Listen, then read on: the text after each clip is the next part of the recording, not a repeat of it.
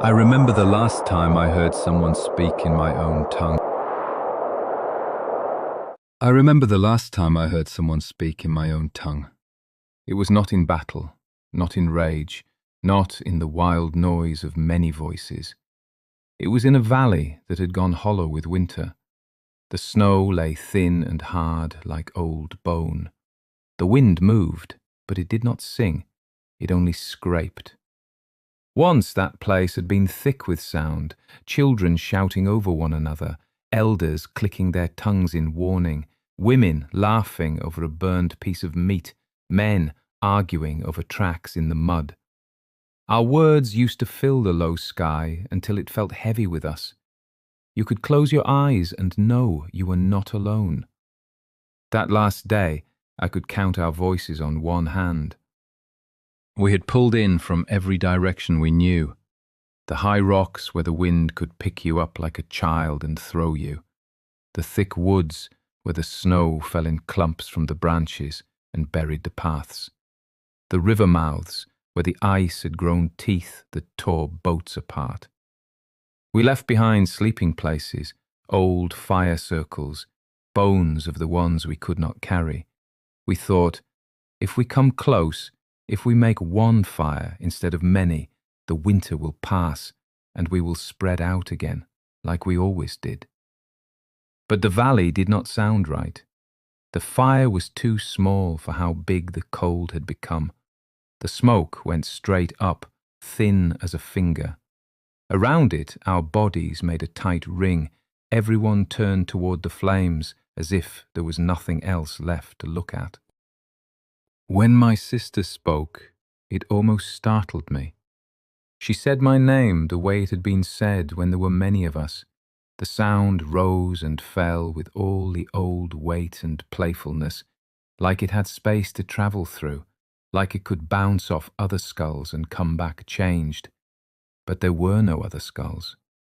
Just a few faces hollowed by hunger, turning toward her like animals, hearing the last of something. She spoke of moving again, of a place where the trees were still thick with bark you could chew, where the ice did not break underfoot, where she had seen smoke that was not ours. She did not need to say whose it was. We had watched them already, the others, the thin-faced ones with long limbs and fast hands. Their fires cut the dark in ways that made us uneasy. Their camps moved like water, spilling and spreading, filling hollows and ridges we had thought were ours alone. I listened to my sister's words in our tongue, soft and rough in the cold air, and I understood something simple and hard. We were not planning a season anymore. We were placing our last stone. Her voice cracked on the word for later. We had always used that word easily, thrown it ahead of us like a bone to chase. Later we hunt there. Later the children learn that song. Later we come back to this place when the berries are fat again. This time, when she said later, no one answered. The silence did not feel like peace. It felt like a cliff. I looked around the fire and counted. Lips that would never form our words again. Eyes that would close before the snow softened. A child coughing in a rhythm that had no spring in it. I knew then, clear as the stars that did not care about us, that my people were ending. What I did not know, not yet, sitting there with ash in my hair and smoke in my lungs, was that our ending was not clean. I thought our words would fall into the snow and vanish. I thought our bones would lie in the dark and pass back into stone. I thought that when the last mouth that knew our tongue went quiet, we would be gone. I did not know that something of us would climb inside the ones who watched us from the tree line and sit down there, deep and patient. I knew my people were ending. I did not know we were also beginning again. Inside you. You carry pieces of me in your blood. You carry pieces of me in your blood. Not just a number in the dust of your scholars counting, not just a word your kind whispers over bones in the ground. I am in the meat of your hands, in the way your fingers close around a stone, a tool, another hand. When you clench a fist without thinking, feel how thick the heel of your palm is, how strong the base of your thumb. That is mine. When you lift something heavier than you should and your joints hold, when your forearms burn but do not break, that is my stubbornness living in your flesh. You think the cold is your enemy, but part of you knows it as an old teacher. When the air bites and the wind cuts through your walls, and still you walk out into it, cheeks burning, lungs sharp with ice, that is my lesson in your chest. We learn to breathe knives and call it morning. In your bones there is a memory of snow heavier than anything you have seen. That is why, when the sky turns grey and the first flakes fall, something in you stirs.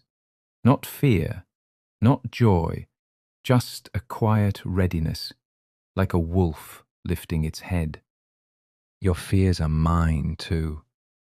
When you walk in darkness and feel the back of your neck tighten, when every shadow on the edge of your sight seems to move, that is my voice telling you the night has teeth. You call it anxiety. I called it staying alive.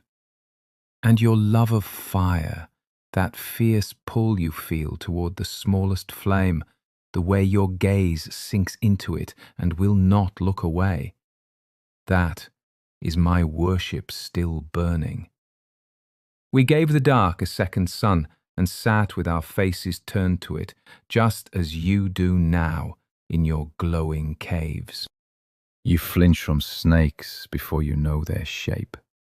You pull children back from drops they have not yet seen. You count the faces around you again and again in crowded rooms, afraid to lose one. You think these things belong only to you, to your brief, bright kind. They do not. They are echoes. I am not a ghost in your museums. I am the weight of your grip, the set of your shoulders in winter, the way your eyes search the dark for what might be hiding there. You call me extinct, but I speak every time your bones ache in the cold. This is all I have left, a story carried on your breath. My fire is low now. The wood answers slowly, then not at all. Smoke crawls instead of dances. It stings my eyes, but even the sting feels far away, as if it belongs to someone else. My body forgets its own strength. Once I could lift half a beast across my shoulders and laugh as my legs burned. Now my hands shake when I gather a few branches.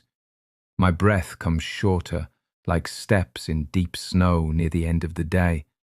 My thoughts move the same way, not running, not roaming far, only circling what is closest. Regret comes first. It is heavier than hunger. We never learned enough. We thought the valley would always feed us, that the herds would always return to the same paths.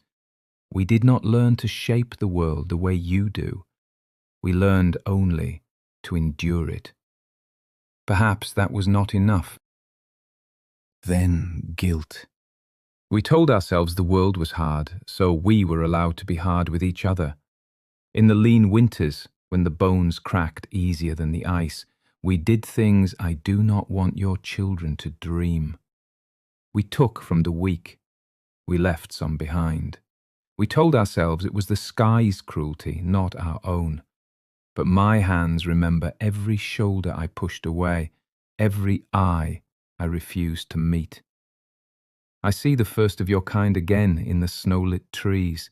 How small your tools seem to us, how thin your arms, and yet how bright your eyes were, full of plans we did not understand. We could have turned our backs, some of us wanted to. Instead, we shared meat, fire, and silence.